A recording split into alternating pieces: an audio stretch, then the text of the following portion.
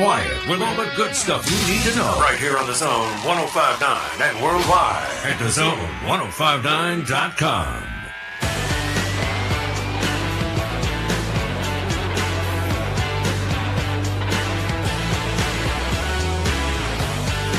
Hey, here we go. Hour numero uno on this Wednesday. Some people call it hump day. Beaver put the quietus on that, so we don't say that anymore. It is now just simply Wednesday. Welcome in on this Wednesday. I'm Matt in the Bureau, the Farm Bureau Insurance Studio. Farm Bureau, go! With the home team. They are your home team at Farm Bureau Insurance all across the great state of Mississippi. Your hometown heroes, that's your local Farm Bureau insurance agents. Hey, listen. Okay. Before we get into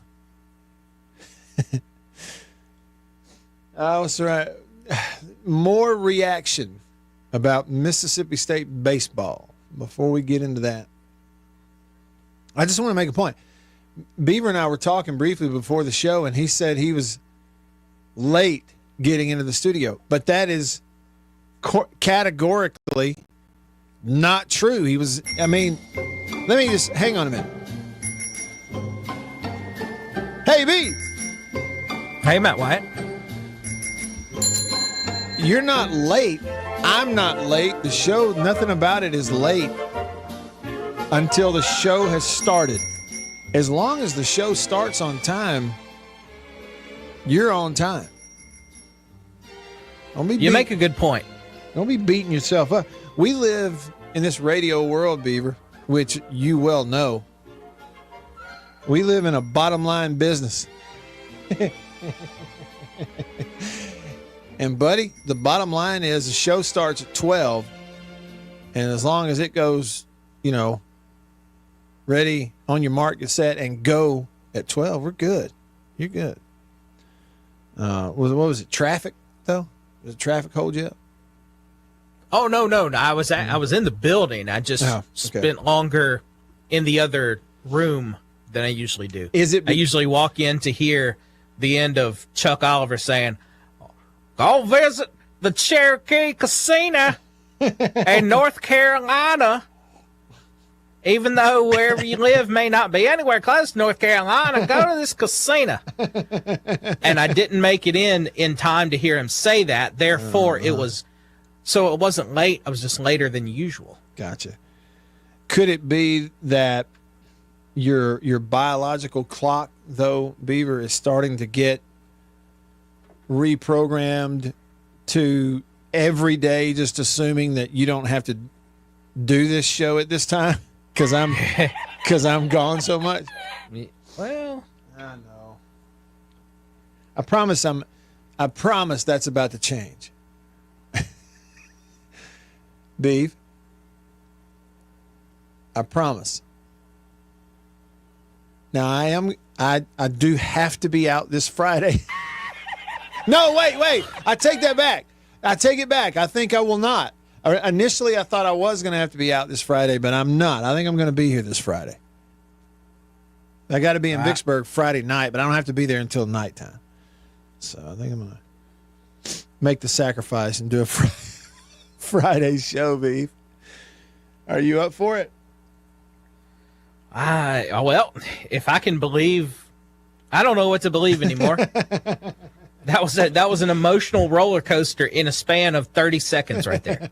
I'm going to have to be out this wait, that's about to change. I'm not going to be out anymore. Well, I need to be out Friday. No, wait, no, I'm not. That's terrible, but listen, man. Annabeth would be singing you that song right now, Beaver, if she was here, that "Welcome to my world, won't you come on in." Yeah, this is... Things can change quickly here in the offices of Matt Wyatt Media. Like, you can change on a dime. Well, all right. So we got that out of the way. This was on time today. This was not late.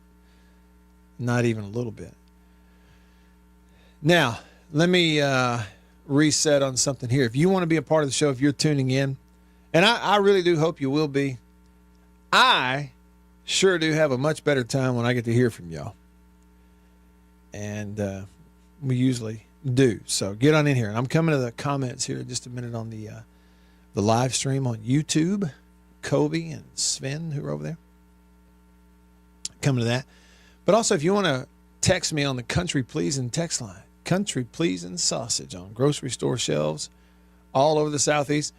I know that I talk about sausage and post about sausage from Country Pleasing a lot.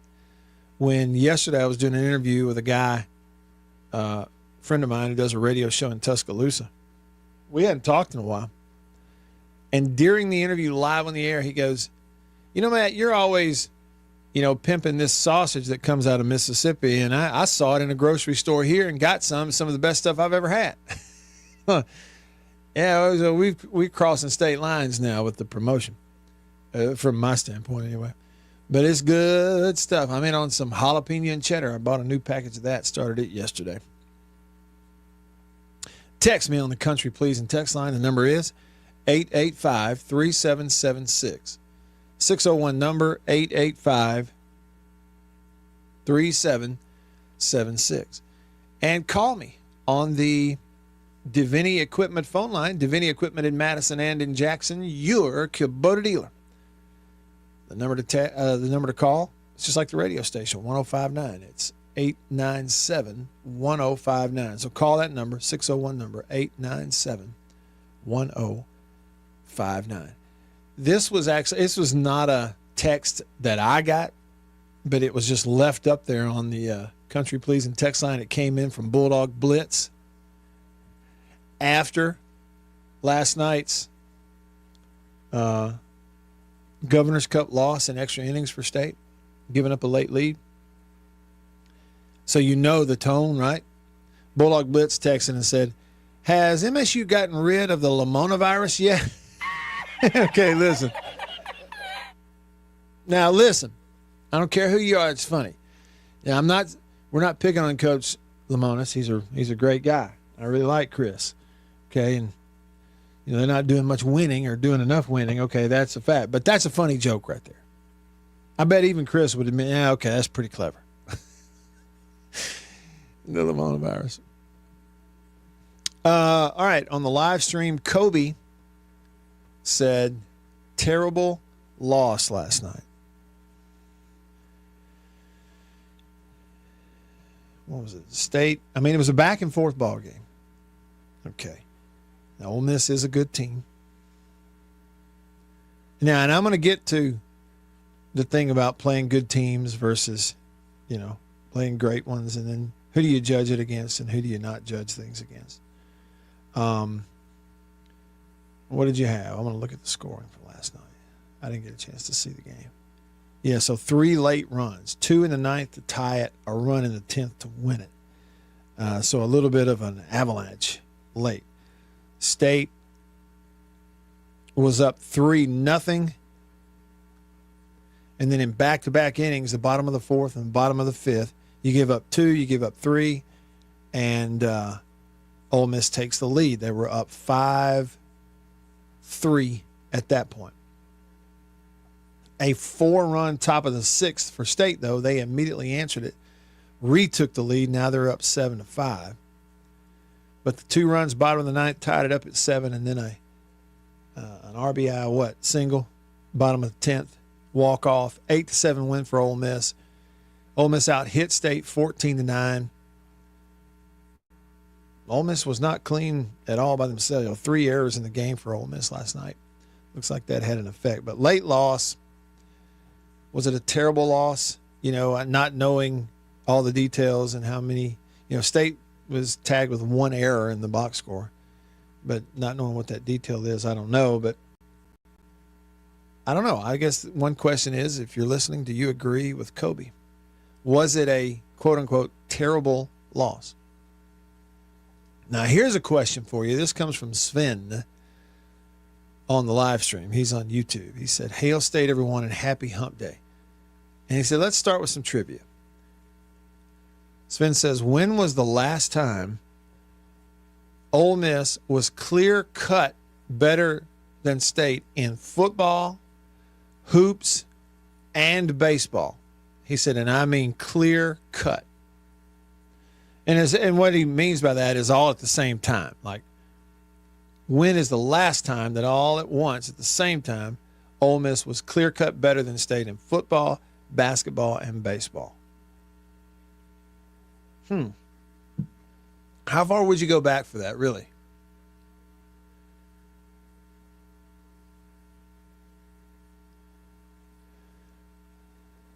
Because I was thinking, if you go back, let's just say if you go back, early 2000s, early Coach Croom during that stretch. There's a couple of years there under Houston Nutt where they were clear cut better in football. Okay, and then, but during that time, I'm not so sure basketball, right? I don't remember all the details. I don't think they were. So it didn't line up then. During the Mullen versus Freeze years in football, both had good teams, both ranked, both turning out NFL guys. And so I don't think it was, even though Ole Miss won some Egg Bowls there, right? I don't think it was a thing where there really one was clear cut better than the other like that. Here these last couple of years, Ole Miss definitely clear cut better than State in football. There's been a year or two there, but there's also been a year in there in baseball where they were both at the bottom. Okay, but in basketball, up until really this year, but the thing about it is this year, State beat them twice head to head in men's basketball. But in terms of going back in the annals of history to find a time when Ole Miss, clearly without debate, better than State in football, baseball, and basketball all at one time. I don't know. I don't know what the answer to that would be.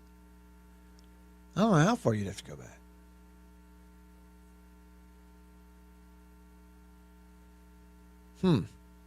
Anybody got any ideas? Help me out.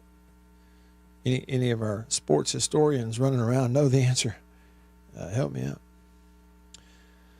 Hey, and Kobe, let me get to this. So, bit of a repeat of Monday, but that's okay. I won't go into as many details, maybe as we did on Monday, so it won't take as long. But he said, what were my takeaways from the spring game? State spring football is really a scrimmage more so than a game. But and I just say that because it wasn't like you had two teams that stuck to their side, had an offense and defense on each side, and when you punted or flipped the field, that's where you started. It was more scrimmage because everything's a little more scripted, and you could have a 65-yard punt, but you were still going to put the ball on the 40 and start right there, or the 20 or whatever you scripted in your deal. You know what I'm saying? So it's more of a spring scrimmage. And it was on the clock effectively 2 quarters. Now, it took an hour to get it done, stoppages and other things, and switching it here or there. It wasn't a normal game in that sense, but in terms of gameplay on the clock, they did 2 quarters of football. So not a full game. But I think, number one takeaway for me, top of the list, it's positive, would be the improvement in the personnel on defense and particularly up front. Yeah. And they were without, like Bingley Jones, who was a transfer in there last year that played a bunch for him, who's a good player in the defensive front. Trevion was not in the spring game. There was a couple of guys like that up front who were returning guys who didn't play in this spring scrimmage. But they trotted out there, a good 6-7 guys, and a majority of them were transfers in. A bunch of they got one in from Auburn, and one in from Miami, and one in from NC State. And they have some disruptors up there. They actually have some individuals who can really disrupt things. And so that was the biggest thing to me is they just went out and retooled their personnel on the defensive front, and now they look different. They look a little more similar to an SEC team. So that was takeaway number one. Takeaway number two, I think Shapen, I didn't talk much about Shapen. He kind of is what he is. He's really sharp, really throws it well. It's like you have visions of offensive success dancing in your head if you could close your eyes and picture him playing a full 12-game season, but that's been the issue. He hasn't been able to do that. But he can run it. Run the offense. He can really throw the football. But outside of him, they're good at running back. They're really good. They're good and deep at running back. And all new receivers who caught the ball well. They did not have drops. And they had one guy, I think it was a transfer from Michigan State, who had two different times where he's got to do a better job of trying to catch the ball with two hands, trying to go after it with two hands instead of trying to be a hero and make a one-handed catch. But then another huge takeaway for me was the freshman QB from 𝐷𝐸𝐵 County, Taylor. He's I don't know how to really put it into words accurately how impressive he is. Size, build, strength, speed, ran the show. Nothing about the way he played in the scrimmage looked freshman-like. Nothing. From getting it called, to running the show at the line of scrimmage, to getting it snapped, to making the reads in the RPO, to the way he throws the ball. There's nothing about him that is freshman-like.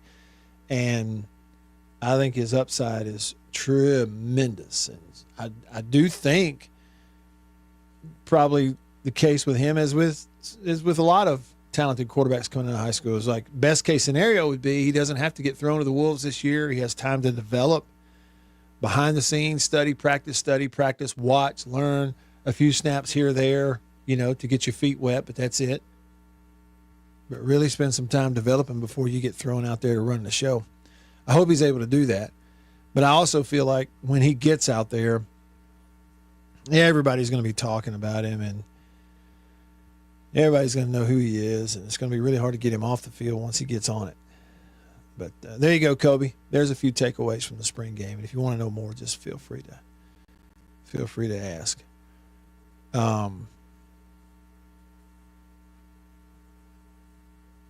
Gene on Facebook says, Lemonis is not the problem.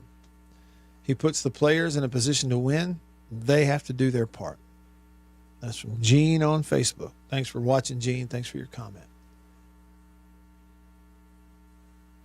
All right, over to the text line, the Country Pleasin' text line, Country Pleasin' sausage on grocery store shelves all around the Southeast. It's the best. Let's see. Somebody texted, an unnamed texter said, let Kyle Cheesebro be the head coach. Parker, the pitching coach. Gotro, the hitting coach. Let's see. So keep the staff together. And and then I kind of go back to, I remember how it felt when, 2 years ago, when they fired Foxhall, the pitching coach, in the middle of the year. And sure, things had gone south, and they were not an effective pitching staff at all, and that's on his watch. And I don't know, Coach Fox, a really super guy, wonderful person. And for all I know, he might look at you and say, yeah, well, maybe I deserve to be fired. I don't know. But I'm saying the timing was they did it with some games left in the middle of the year and what was just an awful season. And I remember thinking, well, what good does that do? What good is that supposed to do unless there's some language in a contract that would make sense on the timing of it? Other than that, what good is it supposed to do to fire somebody on the staff in the middle of the year? Really, what are you accomplishing by that? And I would probably ask the same thing here if they went that route. I don't get the sense that they are. Dog Tired in Florence texts the show, says, Matt, remember Talladega Nights? Ricky Bobby saying, with all due respect, and then saying what you're going to say anyway. Okay, so Dog Tired says, this is hump day. Beaver just doesn't want us to say hump day. Yeah, I mean, it is. It is. It's gotten that name over the years, hump day, middle point of the week. You're over the hump. Now you're downhill to the weekend. I mean, that's the idea, it's hump day. Okay? But what Beaver says goes around here. And he got tired of it. Tired of hump day. Hunter texts the show. He said, hope all is well. I understand the schedule makers decided when homecoming is, but why on earth would they choose Texas to be our homecoming? Well, look. One, when you are where state is and you play the kind of schedule they play, I'm not sure it does you a whole lot of good trying to go in there and pick out automatic wins for homecoming, because there may not be any on there for all I know. Now, the other side of it is, I just think the homecoming thing a long time ago became less about who you were playing in football in terms of beating them, more about what is a game that is the right time and the right time of year, coincides with other schedules and other things you want to do on campus, and maybe an opponent that is an attractive opponent that'll bring some people in. I mean, I'm just trying to look at it from that perspective, and maybe that's what the deal is. Yeah, I got draft coming up. We'll talk about that. More of your comments on the live stream. Sven weighing in on baseball. We're really just getting started with you here on this Wednesday. We've got headlines coming up as well. All of that and more after this. Stick around.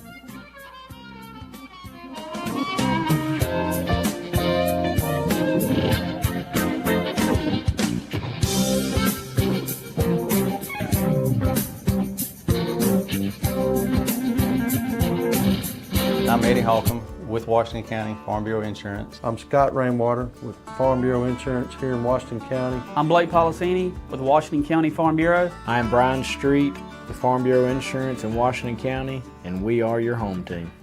I think you know what time it is. It's time to eat. Country pleasing, jalapeno and cheddar, green onion. And no, it's not a grill, see that? But the fire is just about burnt down enough where it's time to put some of this on there. And the only decision when it comes to country pleasing sausage is which flavor, jalapeno and cheddar, or maybe green onion. Both. Break me off a piece of that. Look at that. What that is. That's real green onion. Like that monkey who set his tail on a railroad track. It won't be long now.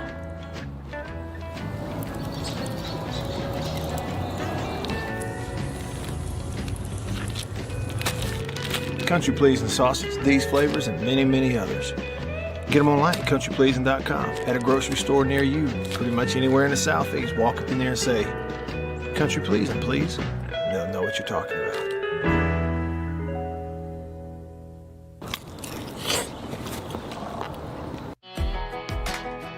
Grew up on a family farm out past Leland, just born and raised here in the Mississippi Delta.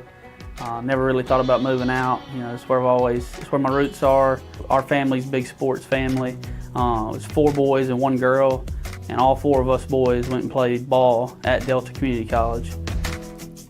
My dad, he's always been honestly a role model of mine. He's farmed his whole life. We attend St. James Catholic Church in Leland, where we went to church my whole life, and then now continuing my family, me and my wife and my 3 kids. Being a Christian is everything for me and my family. Being born and raised here in this area, there's just something about this area. I mean, when you pull into it, you don't see a whole lot, but being born and raised here in the farm families and just the people that grew up here, the people that you see here, you see in the grocery store, you go to church with, small town community, you're gonna run into people that you know. It puts a smile on your face knowing that you know the people in your area, in your community. Get to know them as friends and now bring them in to my office here and creating that relationship, extending it on, getting them as insureds, as customers of mine, who I call friend. I'm Blake Policini with Washington County Farm Bureau, and we are the home team.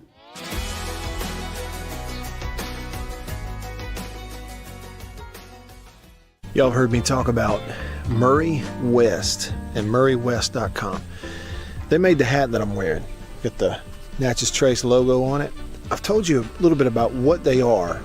Contract embroidery company here in Mississippi. Started back in 1996, family owned. They do a phenomenal job, and I got to go visit their place up in New Albany. Let me show you a little bit about it.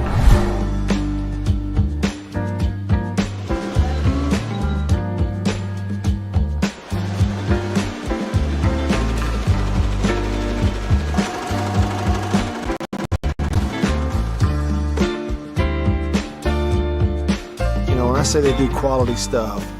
They really do. And so custom apparel, team stuff, I mean, really and truly, just about every high school in the state is sending their embroidered, team gear, jackets, shirts, hats, stuff. Baseball teams, football teams, they're sending it to the folks at Murray West in New Albany. You go to their website, murraywest.com, you go to the bottom, you can kind of see some of the prairie wildlife, Ole Miss. 1059 and worldwide at thezone1059.com.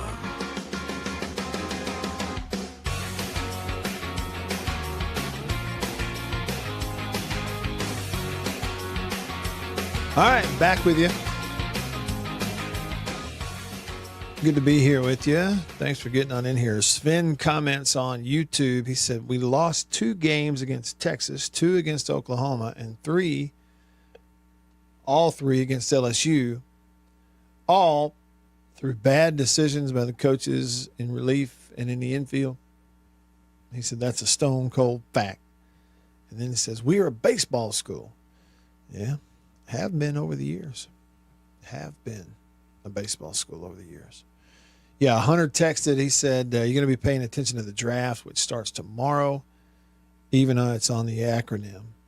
Yeah, I mean, even if I wasn't like completely done with the acronym and meaning it, I would probably not watch their draft coverage as compared to the NFL Network. I got into that the last couple of years where, I'd keep up with the draft on NFL Network.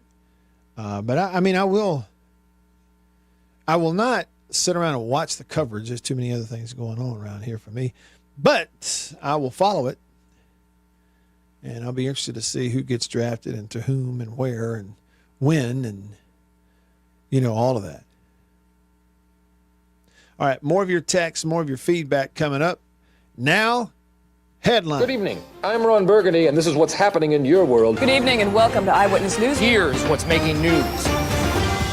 Headlines on the show brought to you by the Mortgage Man Group, powered by Illuminate Bank right here in Mississippi. Find them online at mortgagemanms.com. Mortgagemanms.com.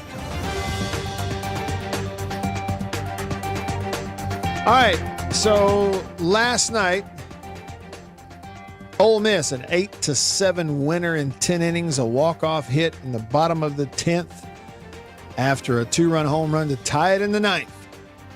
And so 3 late runs for Ole Miss. They out-hit State 14-9. They did commit 3 errors and leave 10 on base. Both of those are more than what State did. But a come-from-behind win in the midweek. Ole Miss over State 8-7, the final score.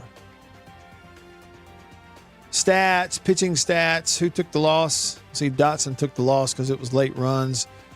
McPherson went in there and gave up a couple of runs, but he had 6 strikeouts, so it's good, but got hit a couple times.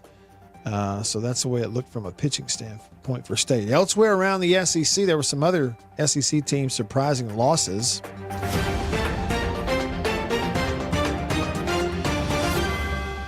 Probably the biggest was the fact that Northwestern State went to Baton Rouge and run-ruled the mighty Tigers of LSU 13-3.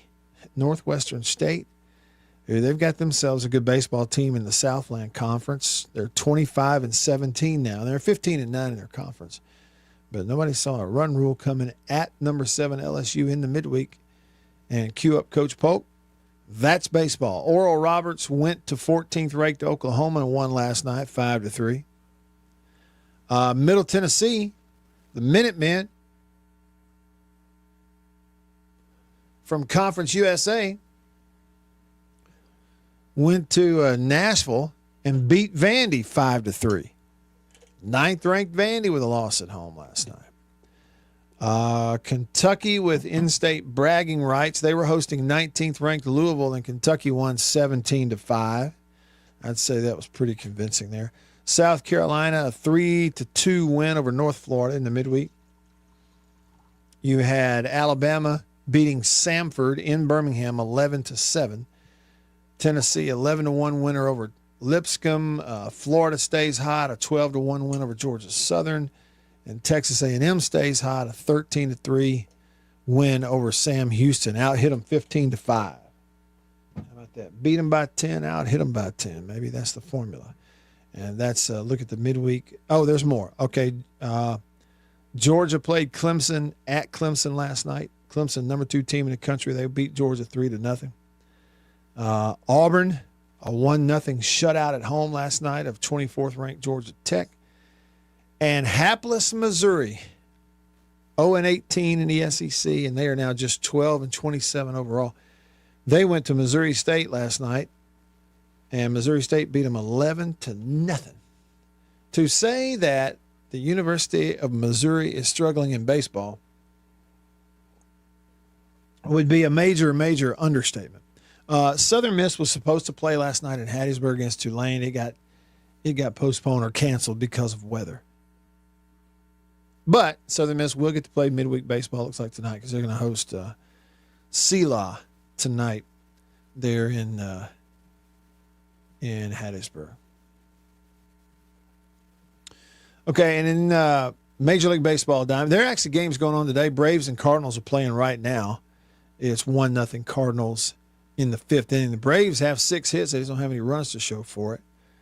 Cardinals won last night over Atlanta. And Jake Mangum, he stayed hot last night. He started the ball game 2 for 2 with he had an RBI, single on his first at bat. Drove in an early run for Tampa, one of their 2 runs of the night.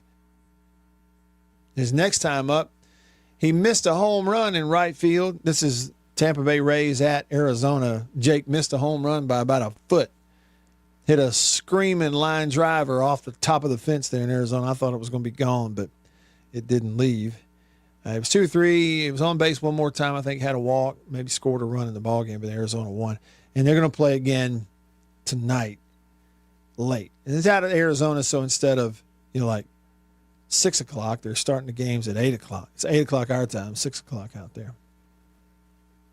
And I did see one piece of sad college football related news for those of us who've been around long enough to have watched it. But Mike Patrick, one of the former lead type broadcasters in the sport of college football, passed away yesterday. Longtime broadcaster Mike Patrick passing away.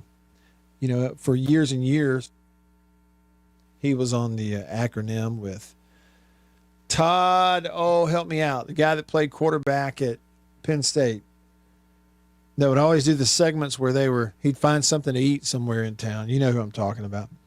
I just can't think of his name, but he was with him for years and years. He did Sunday Night Football for 18 seasons, 36 years total as a play-by-play announcer for the acronym.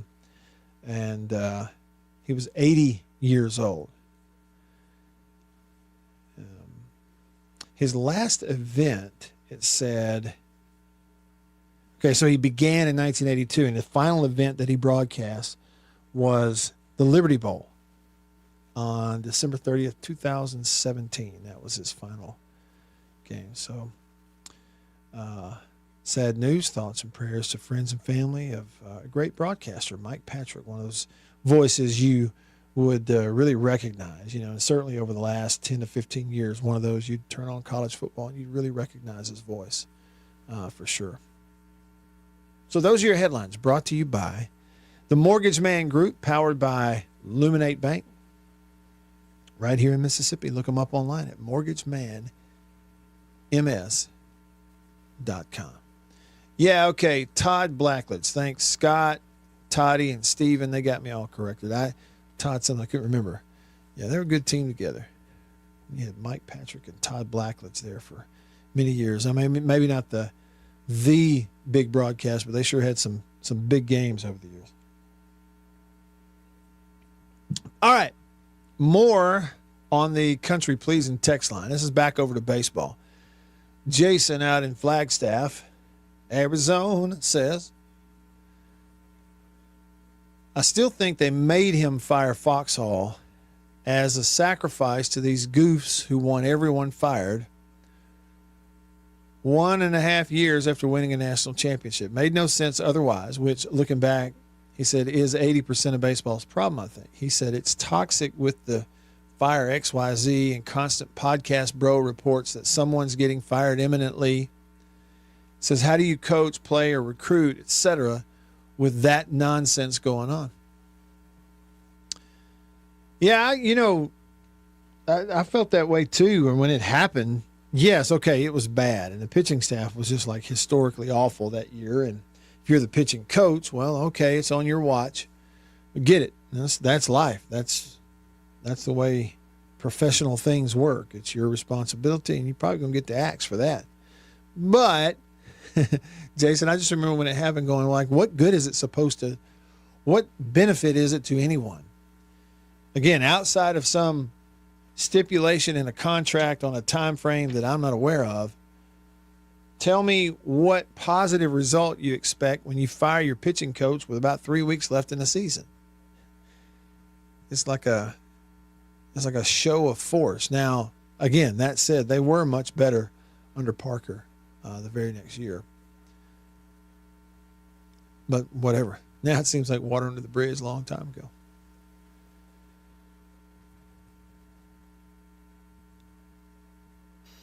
Patrick texts. He says, if you really want to see a baseball team, look up LSU Shreveport baseball.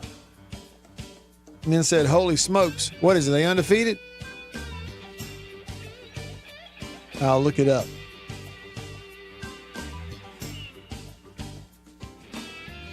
Tony texts the show and says, Matt, I'll bet you a case of country pleasing that Mizzou wins at least one game against State. Well, if they do, it'll be their first SEC win, right? They're not getting one.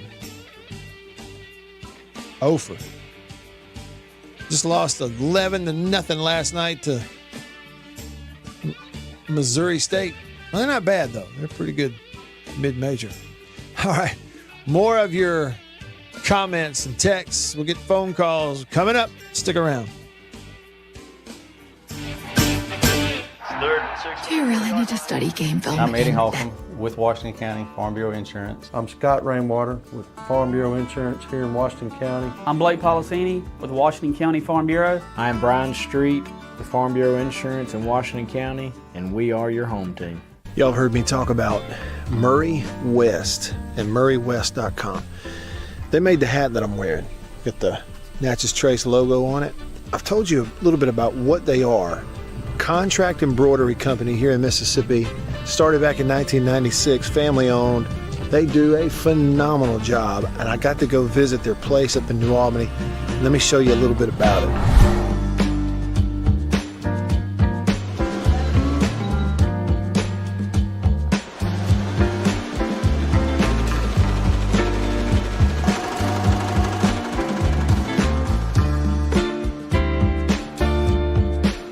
I say they do quality stuff. They really do. And so custom apparel, team stuff, I mean, really and truly, just about every high school in the state is sending their embroidered, team gear, jackets, shirts, hats, stuff. Baseball teams, football teams, they're sending it to the folks at Murray West in New Albany.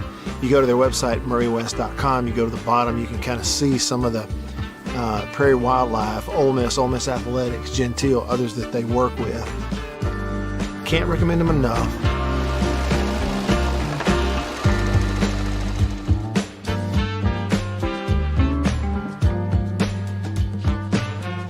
If you need your logo printed, embroidered, sewn on to anything, custom apparel and other stuff, make sure you go there, Murray West. You can find them online, MurrayWest.com. That's MURRY West.com.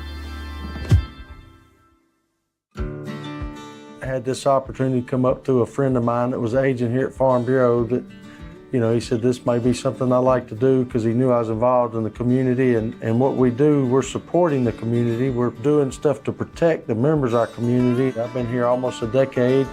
And what we do, we help people every day through the products we sell. We make recommendations to them, stuff to protect their assets, protect their lives, their families, and we're local. We're local people. Everybody that works in this office has grown up here, lived here, played ball in this community. I've coached in this community, been on the park boards, the sports league boards, the booster club boards. The community is what's important here in Farm Bureau. We push the local community. We're a Mississippi company. That's a Washington School team ball from 2019. Greg Wallace was the head coach then, and him and I were really good friends. I've been in Greenville my whole entire life. My family's been here. This is home. I'm not going anywhere. I'm here to support the people of Washington County, protect them. I'm Scott Rainwater with Farm Bureau Insurance here in Washington County. We are the home team.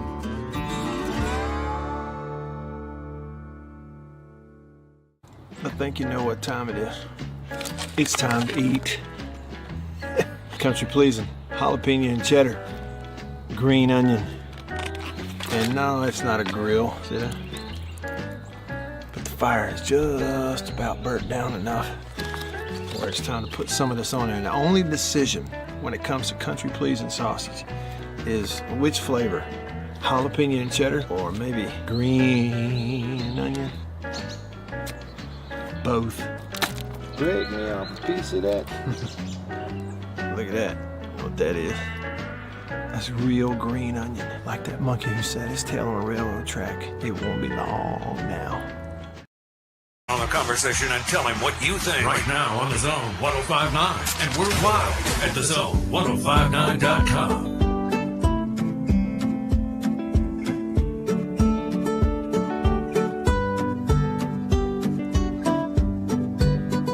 Back with you. Sven commented here on YouTube. He said, by the way, J.B. Middleton of the Southern Miss Golden Eagles putting on a season for the ages on the mound. He is top 15 in all categories in NCAA baseball. And said, good for Southern Miss. How about that? Middleton. Chewing them up, spitting them out.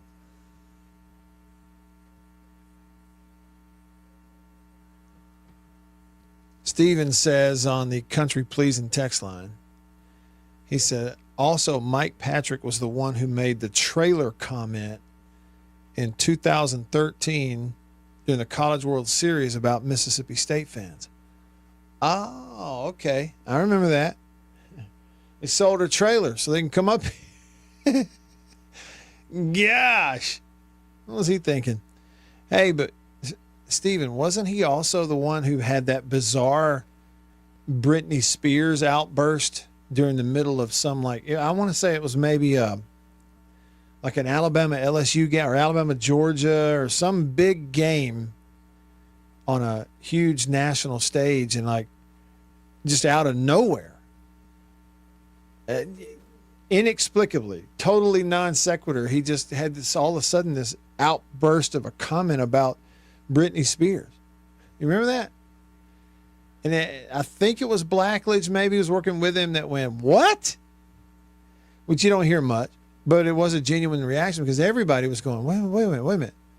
What did he say? Why did he say? Where'd that come from? She's not, what is this? Did anybody ever get to the bottom of that?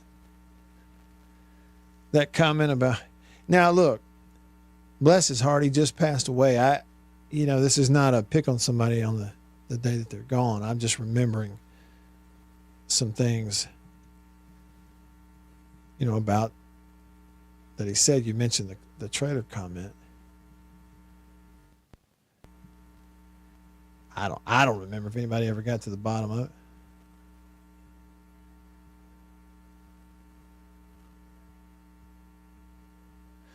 it. It seems like everything you ever found about that is nobody was ever given a reason, why he brought her up in the middle of that ball game. But anyway, yeah, moving on from that. Yeah, I'm not speaking ill of the dead. I'm not doing that. Grumpy texts the show. This is Matt. Grumpy just got back from beautiful Northwest Arkansas and said nobody but 𝐷𝐷𝐽𝐬𝐢 will care, but Arkansas Sports Radio is accusing Sam Pittman of hiding. Of what?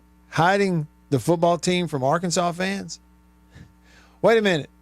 Why? Because they didn't have open seating for the spring game or won't let them come to practice or something?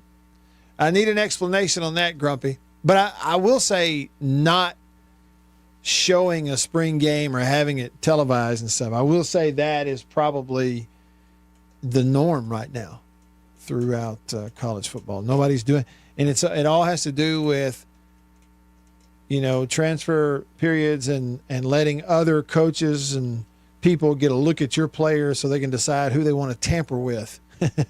You just may at least make it hard on them by not putting it on TV. I think that's kind of what it boils down to. White Denzel texts the show. Said, now that last night's terrible game is over, let's get to something very, very important. Burke Masters is eligible to be the next pope now that Pope Francis has died. Said he has the chance to become the first ever American to become pope. Odds makers have put an American at 6% to be elected. Well, that ain't much of a chance, is it?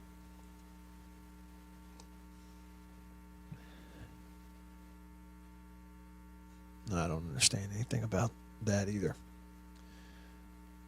I know. That's the way it came across, isn't it?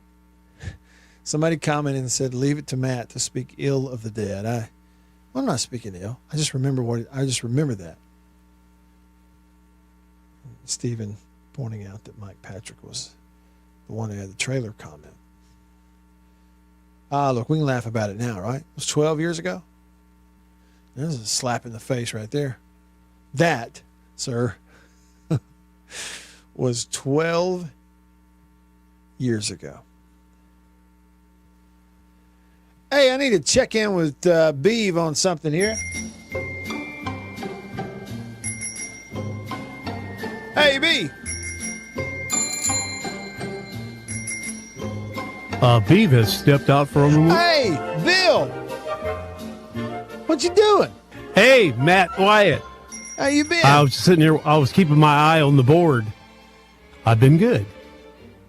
Well, hey, Beav is walking in right now. Hold on. Okay, yeah. All right, I gotta ask Beaver a question.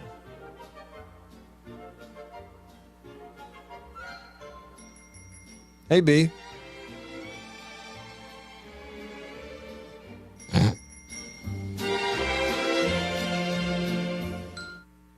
Is he back? I think I can hear Bill over there. Why is it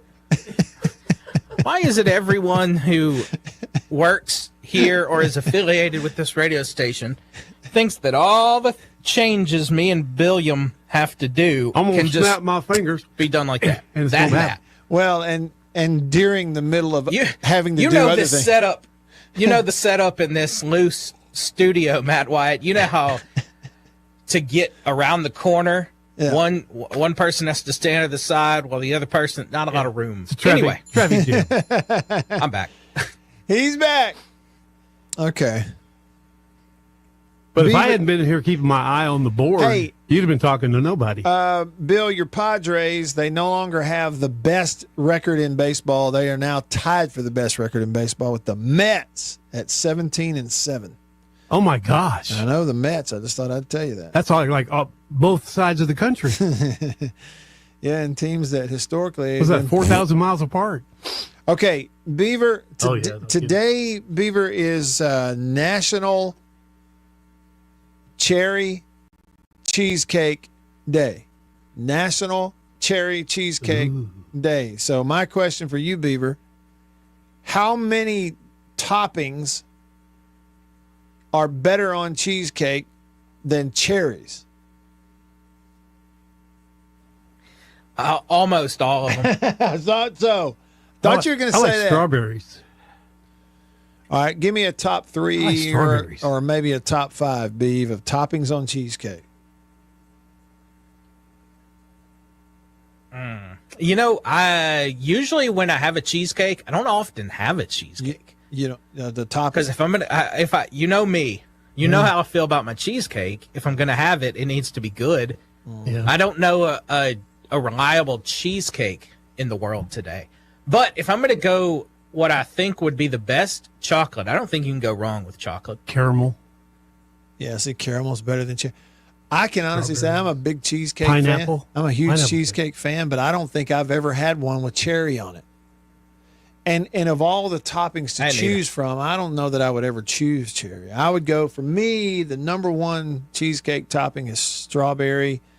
Number 2, it's caramel. Yeah. Number 3, it's blueberry. And then I'm trying to think of, then you got other different cheesecakes with stuff in it, but I'm thinking about strictly Pineapple's good. Yeah, you're right, Bill. Pineapple. Yeah, pineapple's good. B, have you ever had pineapple on top of a cheesecake? I haven't. Need to try that. I like cheesecake plain too. Hey, Bill, you ever had a pineapple sandwich? Oh gosh, yes. Mm-hmm. What do you put on So there with good. it? What do you put on there with it on yours?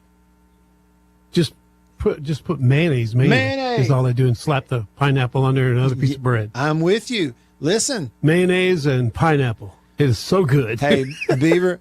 Bill is Beaver's making all kinds of faces right now. Bill is a cultured individual, but I'm the same way. Well, look, it sounds gross, but I'm telling you, it's good. Beaver, have you ever been to something, Beaver, that had those little like pear hors d'oeuvres, it's like sliced pears? Out of the can, and they put the little mayonnaise and cheese thing down inside the pear. It's similar dollop to that. of mayonnaise, and cheese. A dollop of mayonnaise and a little cheese on top. Yes, sir. It's similar to that. Yeah. All right. Pears are good with just mayonnaise on them. So Beaver's turning his nose up at the idea of a pineapple sandwich. Oh, he's got all kinds of face going here. I need to take a picture and send it to you. No. Yeah. Yeah, hold your camera and be like, scowl for me. Now suddenly his face is blank. Suddenly he's blank. Yeah. I'm not going to give him that opportunity. Hey, when Beaver's expression goes blank, you know what that means? It means this show has You're run in trouble? This show has run off the rails. He's off the rail. We're in the ditch right now. He's with us physically, but spiritually he is not here anymore. Mentally, he's moved on. He's checked out. All right, we're checking out on hour 1, and hour 2 is right around the corner here in the Bureau. Bill, good to hear from you. Thanks for your service. Filling in. Me and Beeve and all of y'all back in hour 2 right after this. Stick around.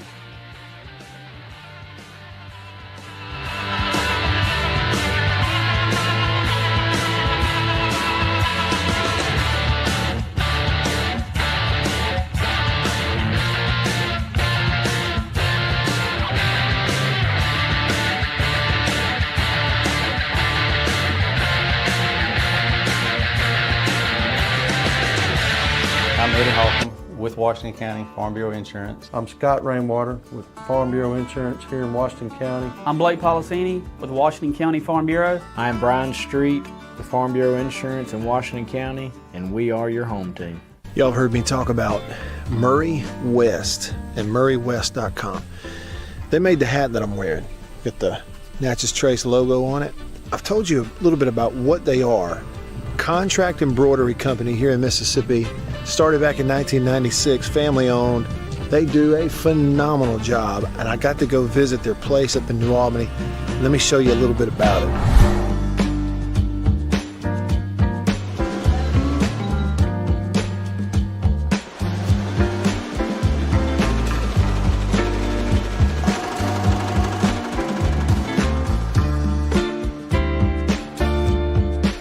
When I say they do quality stuff, they really do. And so custom apparel, team stuff, I mean, really and truly, just about every high school in the state is sending their embroidered, team gear, jackets, shirts, hats, stuff. Baseball teams, football teams, they're sending it to the folks at Murray West in New Albany.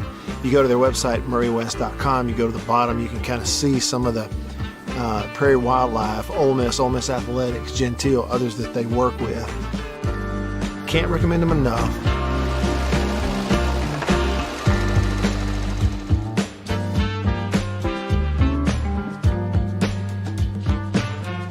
If you need your logo printed, embroidered, sewn on to anything, custom apparel and other stuff, make sure you go there. Murray West, you can find them online, murraywest.com. That's MURRY West.com. I had this opportunity come up to a friend of mine that was an agent here at Farm Bureau that, you know, he said this may be something I like to do because he knew I was involved in the community, and what we do, we're supporting the community. We're doing stuff to protect the members of our community. I've been here almost a decade, and what we do, we help people every day through the products we sell. We make recommendations to them, stuff to protect their assets, protect their lives, their families, and you know, we're local. We're local people. Everybody that works in this office has grown up here, lived here, played ball in this community. I've coached in this community, been on the park boards, the sports league boards, the booster club boards. The community is what's important here in Farm Bureau. We push the local community. We're a Mississippi company. That's a Washington School team ball from 2019. Greg Wallace was the head coach then, and him and I were really good friends. I've been in Greenville my whole entire life. My family's been here. This is home. I'm not going anywhere. I'm here to support the people of Washington County, protect them. I'm Scott Rainwater with Farm Bureau Insurance here in Washington County. We are the home team.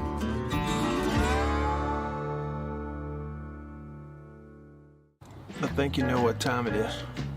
It's time to eat. Country pleasing, jalapeno and cheddar, green onion. And no, it's not a grill, see that? But the fire is just about burnt down enough where it's time to put some of this on there. And the only decision when it comes to country pleasing sausage is which flavor, jalapeno and cheddar or maybe green onion. Both. Break me off a piece of that. Look at that. You know what that is? That's real green onion. Like that monkey who set his tail on a railroad track. It won't be long now.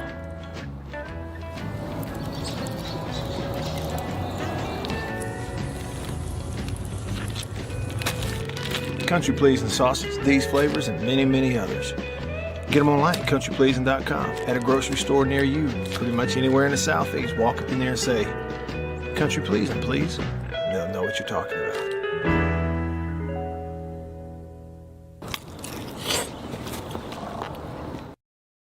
My role models, I need my people there, especially my children.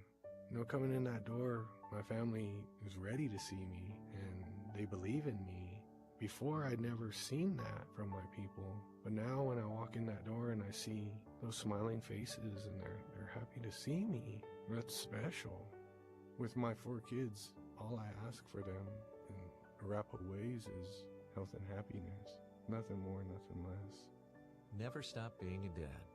That's dedication. Find out more at fatherhood.gov. Brought to you by the U.S. Department of Health and Human Services and the Ad Council. You can't escape a traffic jam. Know what else you can't escape? Seasonal allergies. And you might think you can avoid that coffee stain until... Oh, really?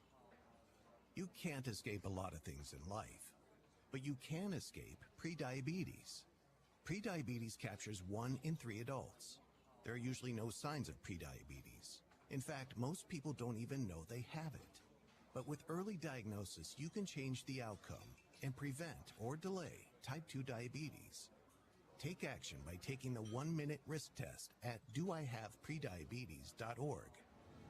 You might not be able to escape having this song stuck in your head, but you can escape prediabetes. Go to doihaveprediabetes.org today. Brought to you by the Ad Council and the Centers for Disease Control and Prevention. We are good to go. With more of the Matt Wyatt Show. Coming to you direct and live at the Zone 105.9 and worldwide. Now, here we go. At the Zone1059.com.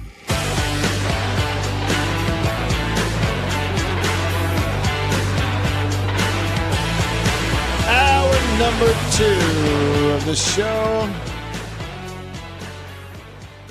Off and running with you.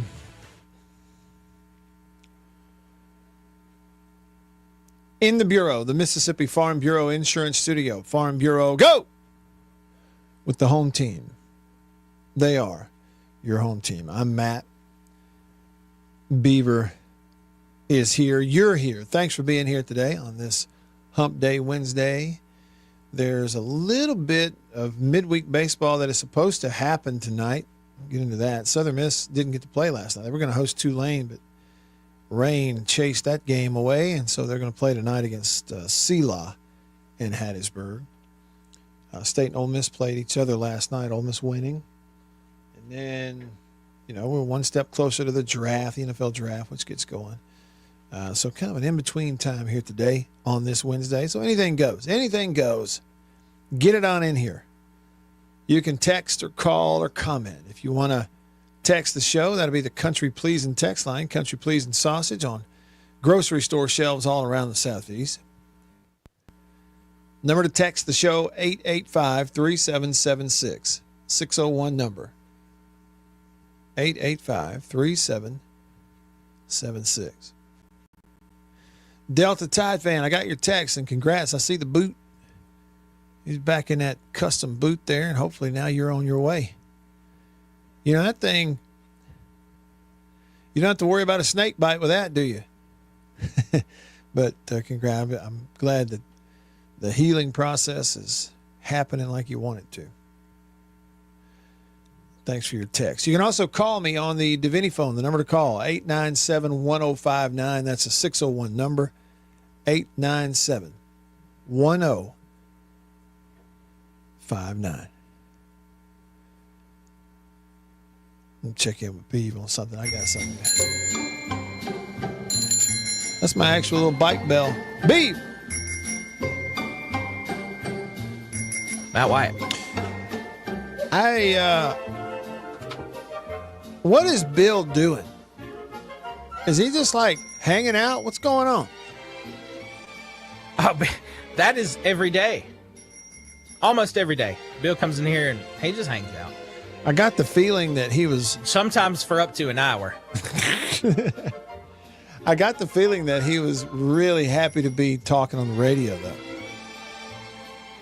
Yeah, I got that same feeling. He was very excited about those pineapple sandwiches, which, by the way, I've never even heard of until you brought it up today. Yeah, and it's the kind of sandwich, the pineapple sandwich with mayonnaise, you don't want to, pack it to take it with you, say, in your lunchbox.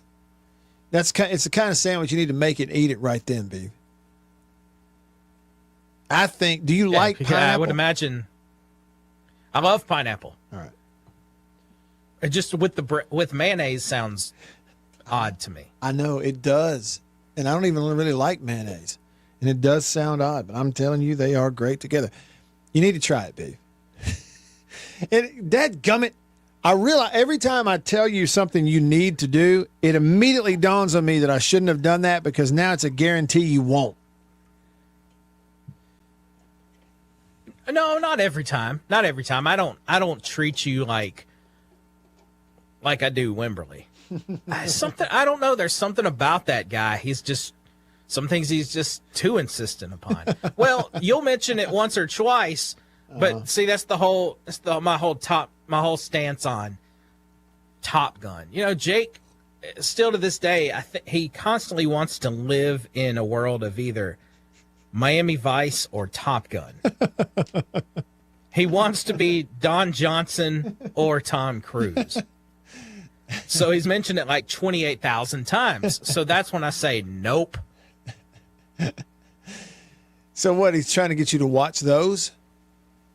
Well, Top Gun specifically. Top Gun, yeah. He's never told me, hey, go back and watch Miami Vice. But saying I think he wants to dress like those characters and save the day like those characters and be on a boat like those characters. Yeah. He just wants to be those characters. Okay, gotcha.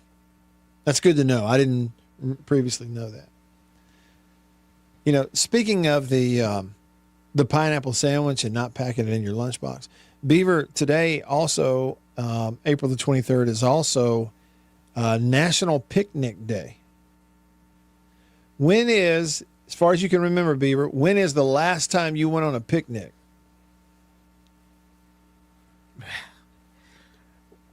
Probably grade school. Okay. When we went on a field trip and had like a picnic. So that would have been like 5th grade because we didn't do those things once I got to Pearl. Hey, Beaver, let me guess. We didn't have Pearl picnics. Let me guess, though. So you're 5th grade age, you go on a picnic. Let me guess. Pre-cooked hamburgers, Lay's potato chips, and those little pre-packaged juice barrels with the foil lid that were either red or blue, and either one you got through drinking it, your throat hurt. For some reason, after drinking it, your throat hurt. Yes. You know? Man, you're so spot on about those juice barrels. That's exactly how those things went. It is, isn't it? What was in that? I don't know what kind of juice that was in those little plastic barrels that came like, you could probably buy a pallet of like 150 of those beef for like $20 at Sam's. You just peel the little foil lid off of it and guzzle it.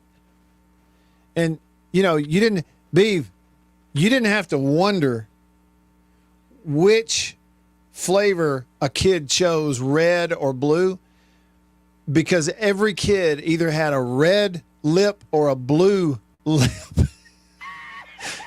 We knew. There's you. Hey, all right, which leads me to my next question, Beaver, on National Picnic Day. Do people picnic anymore? Because everywhere you go, Beaver, every rest stop or welcome center on the highway, what do they have? They got a picnic area. Picnic baskets? Yeah. They have picnic tables and they have a picnic area. Is anybody actually picnicking anymore? Beav, here's another question. How many times can you say picnic without it suddenly dawning on you that this is a really weird word to say over and over again? You ever had that? You know, now that you mention it. Say it 5 times fast. Picnic, picnic, picnic, picnic. No. See, you can't even get through it. It's just now I've never examined that word, and I think you've ruined it forever now. Picnic. It's a stupid word. Where does that come from? People don't picnic anymore. I mean, Beav, go back to the 80s. Think about Clark W. Griswold and the Griswolds making their cross-country trip on National Lampoon's Vacation to go to California and see Wally World, right? It was just built in. It was understood. You pack a lunch, and at some point you stop where there's public picnic area and you eat. And in their case, they had sandwiches that the dog had gotten into, and I don't mean eating them either. But still, I don't think anybody picnics anymore. I could go for a picnic right now. Beef, whatever happened to the company picnic? You watched movies in the 80s and 90s, didn't you? What was it? What was a constant theme? Everybody's having a company. The company picnic and activities. Yes. The two-legged race. And the sack race. The sack race. You know, things like that. Maybe horseshoes, but I don't know. Nobody's doing that anymore. Whatever happened to the company picnic? Get them out of the office. And then finally, Beaver, you have an imaginary picnic basket, and I want you to put the top items in that basket for the perfect picnic. Oh, no. What are you putting in the basket? You talk about being put on the spot. Potato salad jumps to the mind immediately, but then you have to pack it in ice, and a true picnic basket does not have ice. Yep. Oh, this is tough, Matt Wyatt. Because this isn't, you're going, what's the perfect, not what is the standard. Because the standard is just ham and cheese sandwiches. Well, see, I was thinking standard. Here it is. Are you ready? Here it is. Peanut butter and jelly sandwiches on white bread in Ziploc bags. Pre-cooked hot dogs. I got some buns in there. Classic Lay's potato chips with a golden flake. You know, depending on how far we're going, maybe some potato salad. Maybe not if we're going farther.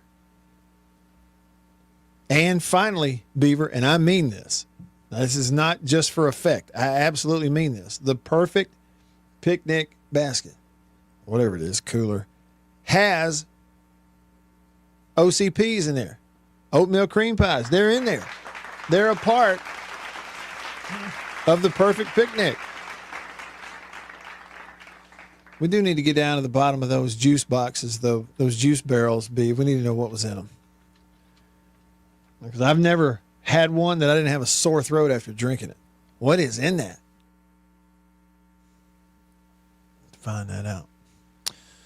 Anyway, y'all go on a picnic. I agree, Craig. Craig's on Facebook and says, make picnics great again. That's right. Whatever happened to it? April 23rd, National Picnic Day, encourages everyone to pack up their lunch and take it outdoors. Picnics are a terrific way to enjoy a meal outdoors in the company of friends and family. Again, Beaver, you grew up watching cartoons in the 80s and 90s. Anytime there was a picnic scene in a cartoon, what was a part of that scene? If you have trouble. What, food? Well, I'm just saying, you watch cartoons. There's a sandwich. There's a sandwich. A bear. Yogi Bear. Right. But inevitably, there's going to be ants march up and start taking the food away from the picnic. Remember that? What I'm saying is, this used to be a part of American culture, like universally, and that is the picnic. Just look at the numbers of picnic tables and benches and seating areas that have been placed all over the place in our national parks, everywhere you go. Nobody's picnicking anymore. And if you thought picnic was a weird word to say picnicking. What are you doing? We're going picnicking. I mean, Lord help. It is also National Cherry Cheese. I'll be honest. Never in my life have I said or witnessed anyone say picnicking. It's always, we're going to go have a picnic. I don't know what now. Maybe Alabama was different.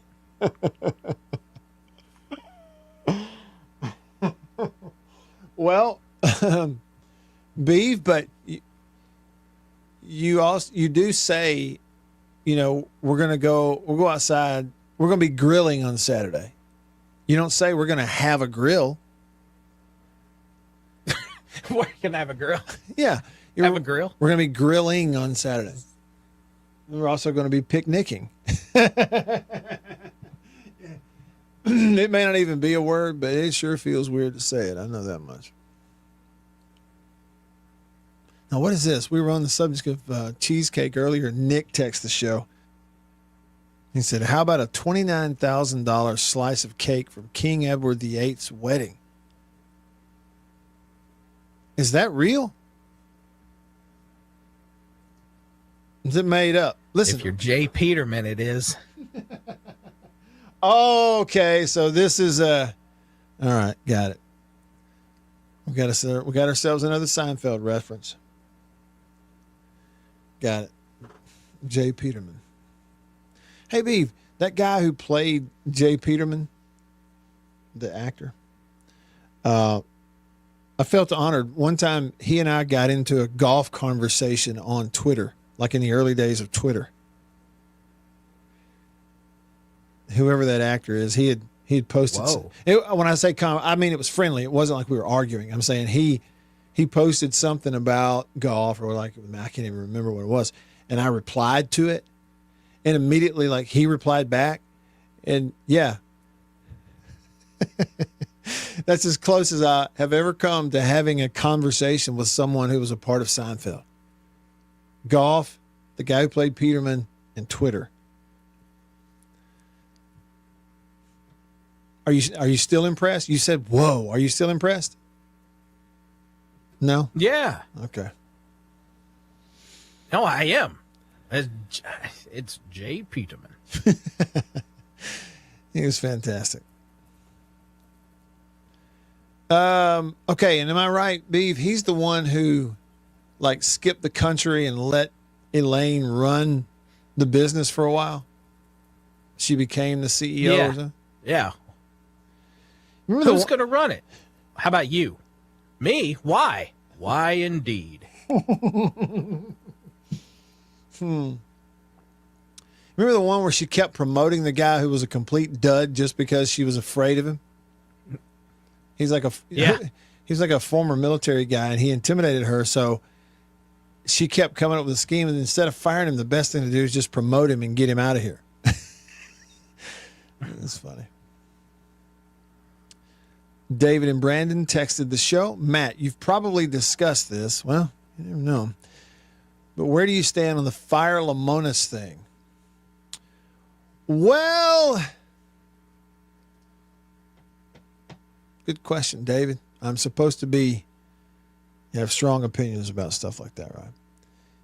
Yeah, look, I got some close friends and family who they are on the side of, you're going to have to make a change. You don't have a choice. I got friends and family who feel strongly that way. Frankly, it's easy to see it that way, when you listen to some of it. And he and his staff, they've had plenty of chances. They've had a lot of chances. There's a lot of equity. I know I'm not talking around the issue. I'm kind of building my case up right here. There's a lot of equity in winning a national championship, which he did. Okay, and a lot's probably even an understatement. A lot of equity in that, but built up in that. But then since then, it's not just been average or whatever. It's a couple of years have been awful. So you had the one awful year where it was just totally bottoming out. What was that? Summer of 22. And then a little here, a little there. Then last year you've got a tournament team. Okay, so you made it. And then, frankly, from a record standpoint, you look at the rest of the SEC. Unless you have a miraculous few weeks, then you're rock bottom again. You're going to be right where you were the year after the national title, where you were bottom of the conference and just helpless. And so they've got to have a miracle here the rest of the way. And I just think that's a lot of chances. There's a lot of time.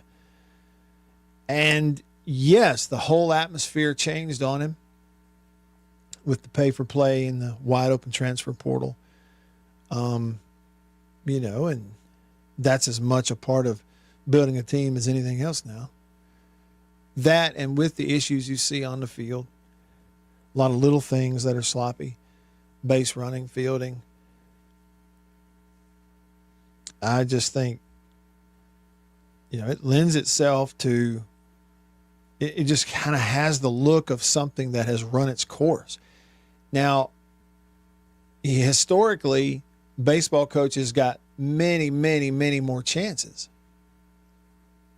They really did.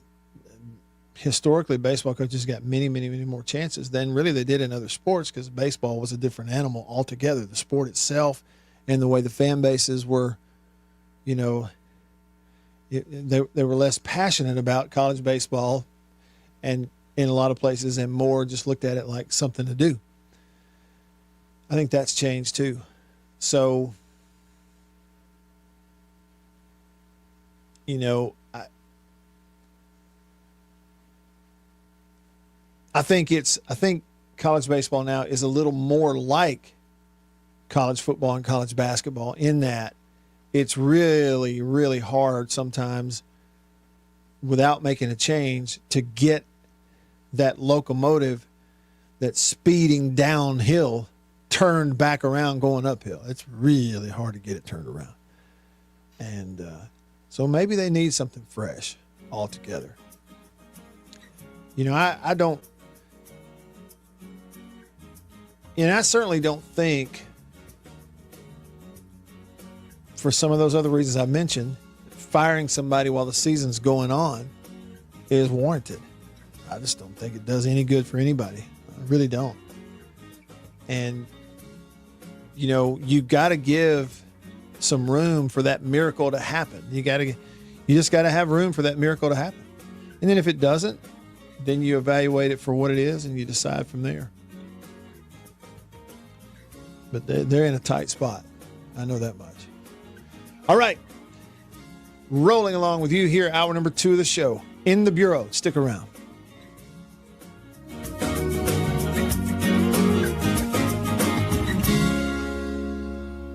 I'm Eddie Holcomb with Washington County Farm Bureau Insurance. I'm Scott Rainwater with Farm Bureau Insurance here in Washington County. I'm Blake Policini with Washington County Farm Bureau. I'm Brian Street with Farm Bureau Insurance in Washington County, and we are your home team. I think you know what time it is. It's time to eat. Country pleasing, jalapeno and cheddar, green onion. And no, it's not a grill, see that? But the fire is just about burnt down enough where it's time to put some of this on there. And the only decision when it comes to country pleasing sausage is which flavor, jalapeno and cheddar or maybe green onion. Both. Break me off a piece of that. Look at that. You know what that is? That's real green onion. Like that monkey who set his tail on a railroad track. It won't be long now.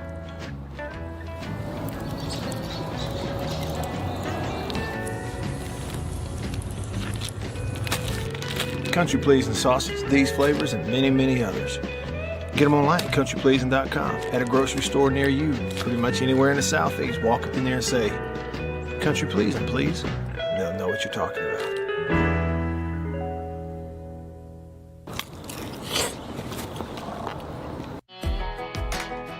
Grew up on a family farm out past Leland.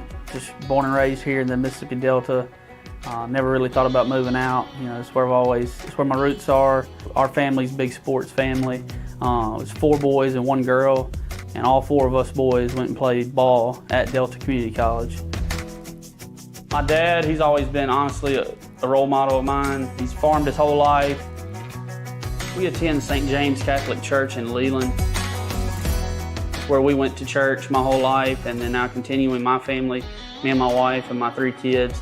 Being a Christian is everything for me and my family. Being born and raised here in this area, there's just something about this area. I mean, when you pull into it, you don't see a whole lot, but being born and raised here and the farm families and just the people that grew up here, the people that you see here, you see in the grocery store, you go to church with, small town community, you're gonna run into people that you know. It puts a smile on your face knowing that you know the people in your area, in your community. Get to know them as friends and now bring them in to my office here and creating that relationship, extending it on, getting them as insureds, as customers of mine, who I call friend. I'm Blake Policini with Washington County Farm Bureau, and we are the home team.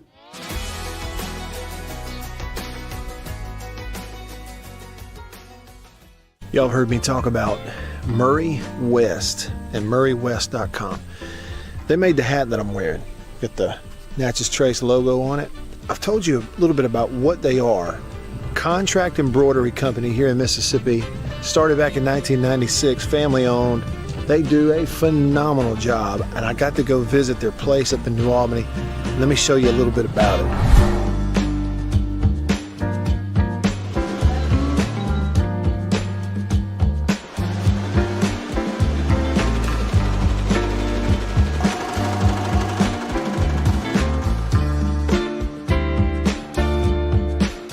I say they do quality stuff.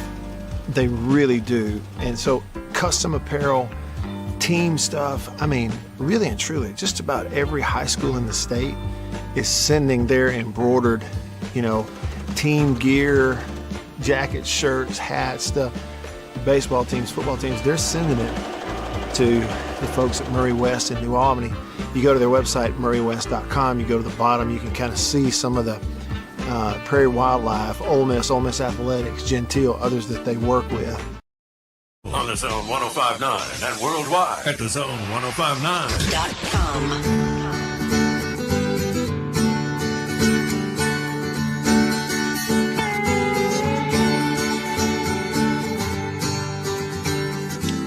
All right, back with you. I'm Matt.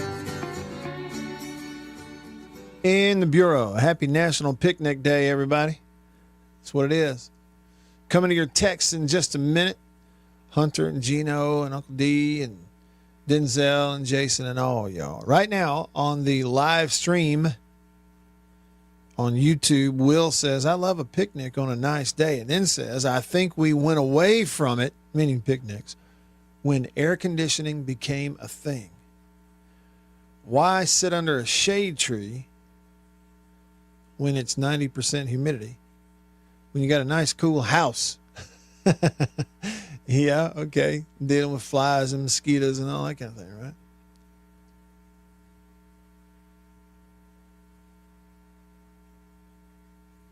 Yeah, that's true. That's true. Will, he also brings up the point you can use that word. I was saying like picnic, and then I went picnicking, and Beaver said he never heard that word before. And Will says you can do that with barbecue. For example, you could pull out your grill and make barbecue. Eat barbecue at your family barbecue, annual family barbecue. Yeah. Noun, proper noun, verb. Yeah, adjective. It could be anything.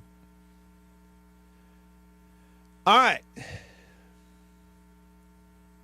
I was asked about, where I stand on the Lamonis thing. It's just really hard for me to stand here and I'm just not going to do it. Lobby to fire somebody.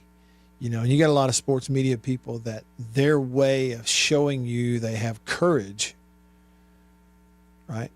I mean, they have decided that it's courageous of them to be willing to say things out loud. Oh, I got courage.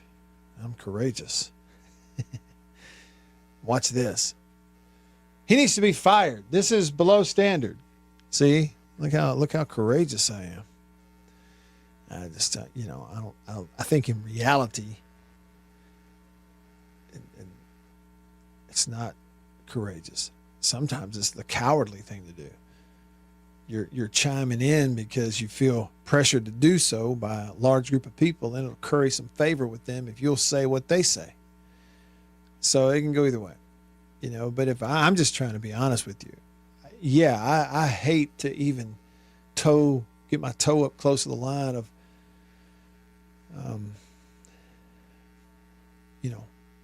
going out and publicly saying fire somebody. I think what I'm saying is, it's pretty bad, and they're going to need a miracle here to pull this thing out to even get into the postseason. I mean, with you go out here and miss the postseason. It's one of those where in this current atmosphere of you must buy players and expensive ones. And when you do that, you must then sort of de-recruit them when you get them there and get them to assimilate into your program and coach the heck out of them. Look, easy? No, it's the opposite of easy. It's really hard to do. And, if you're a program like State, maybe you think you know someone who can handle that atmosphere better. Maybe they can. And let's know that it's rocked along here for several years since that national championship year in 21, where there's been a lot of chances to get it right. And last year they had a tournament experience, but when you mix in there 2 out of the last 4 years are about to be just awful, then I can certainly see everybody needing a fresh start. But that's not a guarantee either. I mean, that's scary too. Sometimes you get a fresh start and then you get all the bad things that come along with that. Like building something from scratch. That ain't no fun either. So that's why they pay him the big bucks. Okay, and Sven is touching on it here. He says, let me ask it this way, Matt. He said, have our coaches not enough resources to be competitive? Okay, well, stick with that. Before I go to the next part there, stick with that, Sven. Do your coaches at State not have enough resources to be competitive? Well, I mean, I would just like basic logic, without even knowing exact numbers of like what State's spending to the dollar on its football roster compared to Tennessee and Texas. Okay, you're in the same league and supposedly competing, right?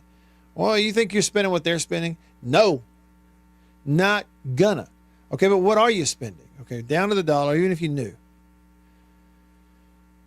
And if you knew what you were spending on basketball roster, and you knew what you were spending on baseball roster, and you compare that to everybody, how would that affect your evaluation? I mean, I think that's the question.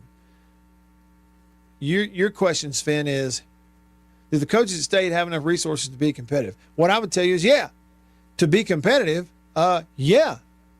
Of course they do. But I think the real question is,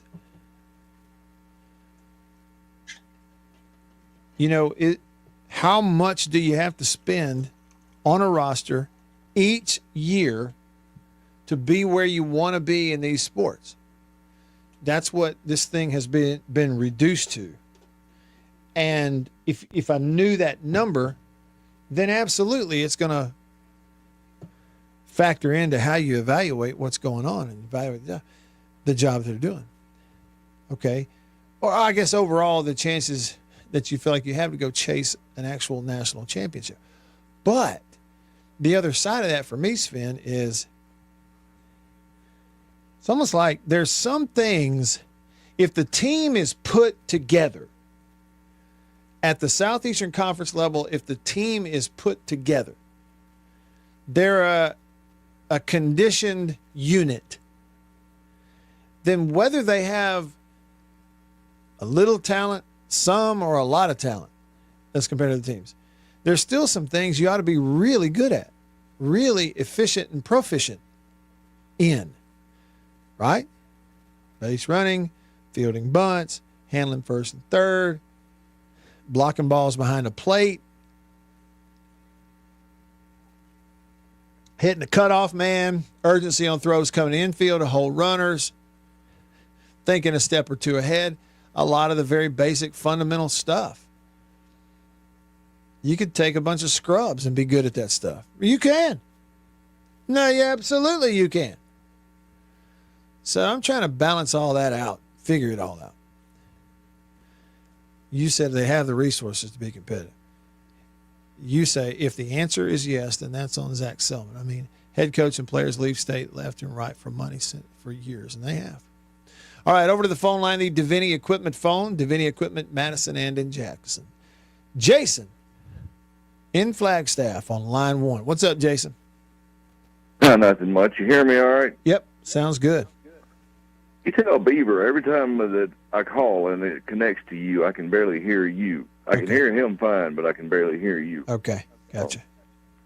But, yeah, they're going to have to file them on us, and like I was telling Beaver, I heard you talking about, the little things they're messing up and all this. That's true. But I think Lemonis is a great coach for an era that does not exist anymore. Mm-hmm. You look back at the team last year, and they were, the year before they were all terrible because they were playing mostly as freshmen and first-year players. And a whole lot of that national championship team were players he developed.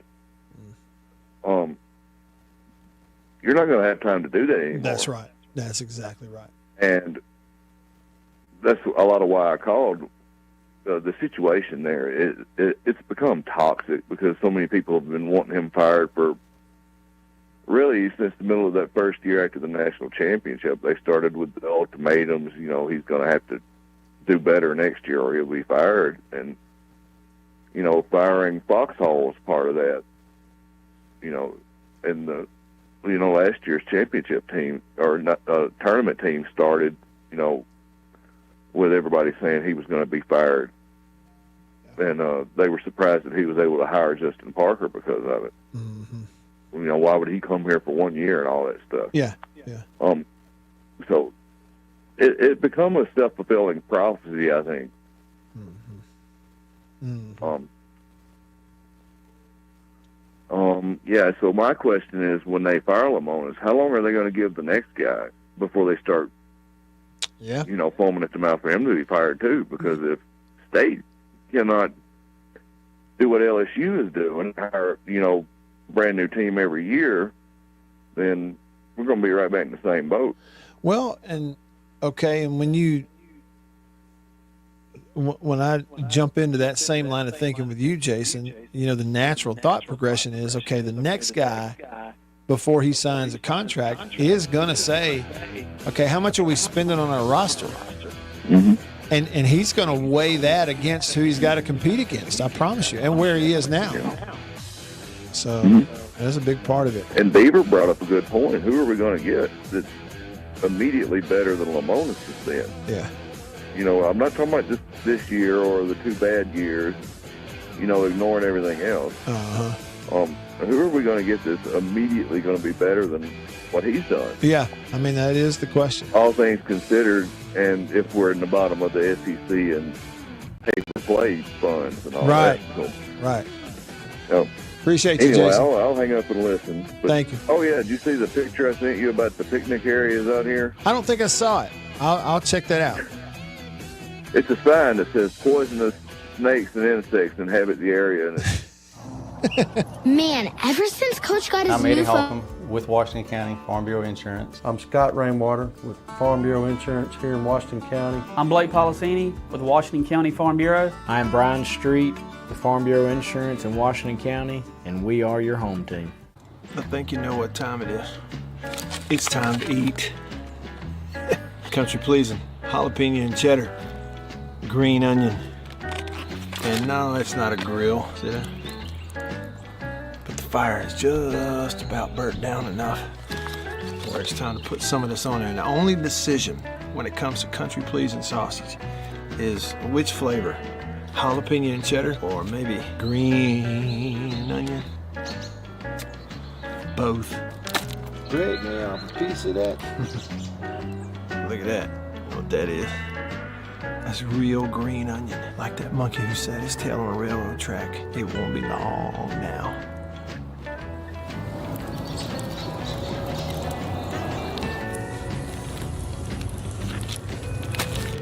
Country Pleasing sausage, these flavors, and many, many others. Get them online at countrypleasing.com. At a grocery store near you, pretty much anywhere in the Southeast. Walk up in there and say, Country Pleasing, please. They'll know what you're talking about.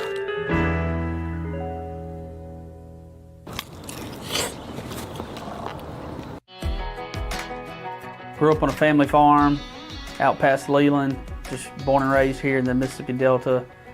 Never really thought about moving out. It's where it's where my roots are. Our family's a big sports family. It was 4 boys and 1 girl, and all 4 of us boys went and played ball at Delta Community College.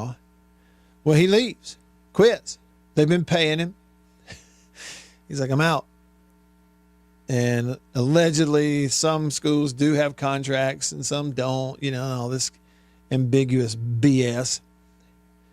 And then all of a sudden, since now it's them who's getting a chunk bitten out of their rear end, the Arkansas AD, Hunter Yurachek, puts a statement out on social media, says that, we're going to go after our money. We support enforcing some buyouts for this stuff. And I'm thinking, okay, fine, good. But here I am, dumb old me, has been standing here in front of this microphone for 3 years, and I know I'm not an SECAD, and I don't have the biggest audience. I got the best audience, but I don't necessarily have the biggest. That's fine. But, facts are facts. It was easy to stand here 3 years ago and go, they're going to have contracts. Coaches have contracts with buyouts. That's the main difference, you idiot. I mean, every time you see somebody on social media, like they have done ad nauseum, supposedly an intelligent guy, this Billis Cat who covers college basketball, supposedly an intelligent guy like Mr. Paul, and reference something like, well, coaches bolt all the time. They have contracts that both parties signed and negotiated to buyout clauses, you idiot. If you don't recognize that, there's one of two possibilities for you. You either are willingly, crookedly glancing over it, or you're dumb. I have a hard time believing it's the dumb one. Okay, so they don't have it. Okay, here we are now that Arkansas has gotten the bite out of their hind end because of this. Now we got a public statement about supporting buyouts. Why not 3 years ago, big boy? Why not? Couldn't put a statement out then, could you?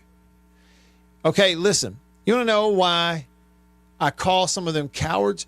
Because they have been cowardly. Every conference commissioner and every single head coach in every major sport knows they need contracts and have needed them with buyout clauses that they could sign and enforce. Yet none of them would stand out there and say it publicly because they were afraid. Afraid of what? Afraid of a lot of things. They're afraid that some recruit's family is going to go, hey, we were considering you until we heard we might have a buyout if we want to leave. You're afraid of that. You're afraid that some big donor who helps pay your paycheck says to you, yeah, okay, well, you saying this publicly actually hurts the recruiting efforts, so I want you fired. You're afraid.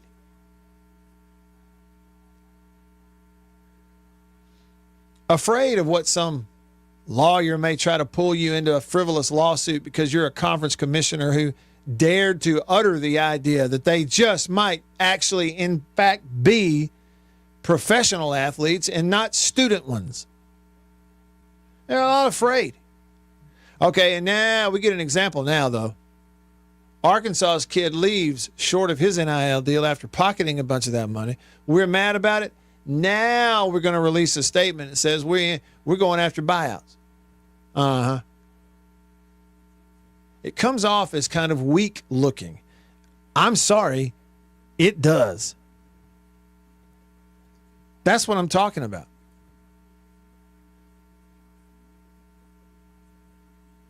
It's cowardly to know the right thing and be afraid to go about it. That's what cowardly is.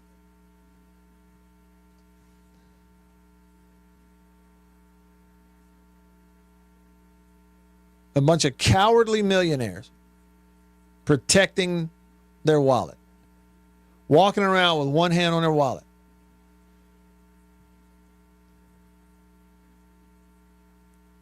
Oh, well, hey, look, that may be par for the course in the world. I don't care. I don't care. I do not care what is and isn't popular. I do not care. I won't care. God forbid that I ever care.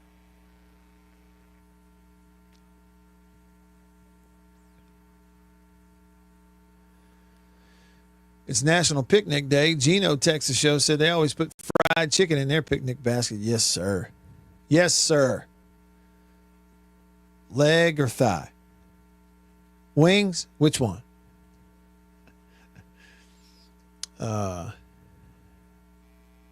Okay, somebody texted, my wife and I still picnic. Plenty of good spots around the Jackson Metro and along the Natchez Trace.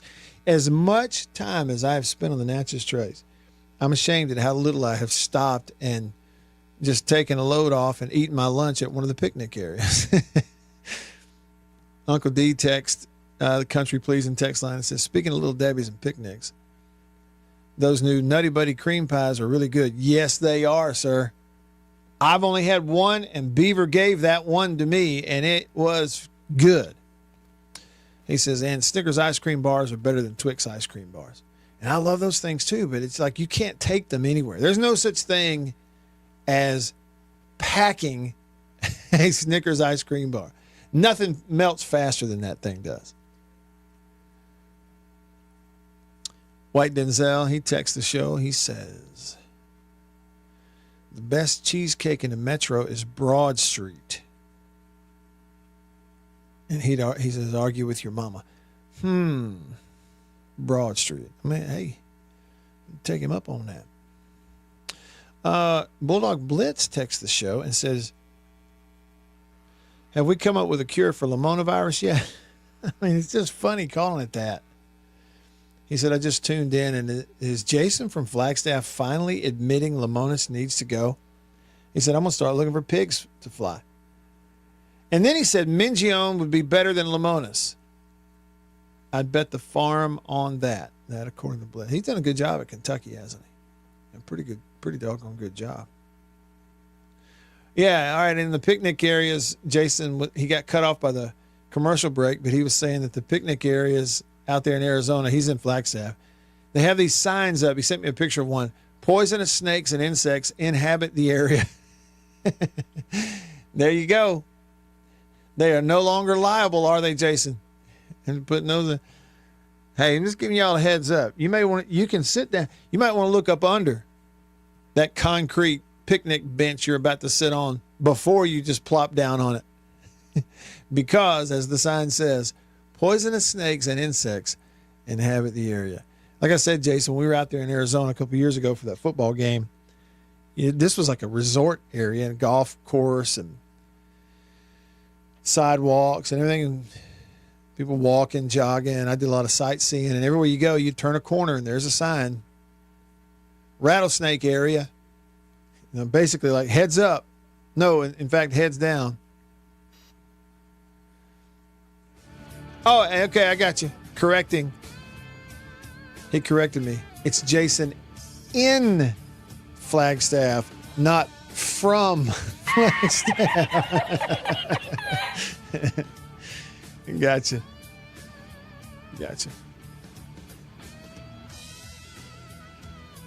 Oh, the players. Players need to, they don't even have enough to eat. They don't even have enough money to eat on. Pay for play. It's funny how we open up NIL and all of a sudden nobody stays where they are for more than a couple of years. Everybody wants to leave. It's funny how that works, isn't it? All right. See y'all tomorrow. See ya.